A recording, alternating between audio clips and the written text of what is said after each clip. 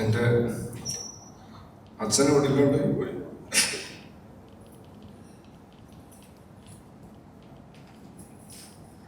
ഇന്ന് രാവിലെ അമ്മ രാവിലെ എണീറ്റ് വന്നപ്പം എന്നോട് പറഞ്ഞു, ഇവിടെ 21 വർഷത്തെ എൻ്റെ പ്രാർത്ഥനയാണ് ഈ ഒരു ദിവസം കാണാൻ വേണ്ടി. അപ്പം പെട്ടെന്ന് ഞാൻ സന്തോഷിക്കുന്നതിന് പകരം അച്ഛനെ പറ്റി ഓർത്തു. അച്ഛനത് കാണാൻ പറ്റിയില്ലല്ലോ. എനിവേസ്, നമ്മളെല്ലാവരും എന്നും ജീവിച്ചിരിക്കില്ലല്ലോ. സോ ഭയങ്കര ഹാപ്പിയാണ്. നിങ്ങളെല്ലാവരും അറിഞ്ഞു കാണുമായിരിക്കും, മോഹിനിയാട്ടം എന്ന് പറഞ്ഞ സിനിമ എല്ലായിടത്തും എല്ലാവരും ഇപ്പം വിനയ് പറഞ്ഞ പോലെ എവിടെയും നല്ല റെസ്പോൺസസ്.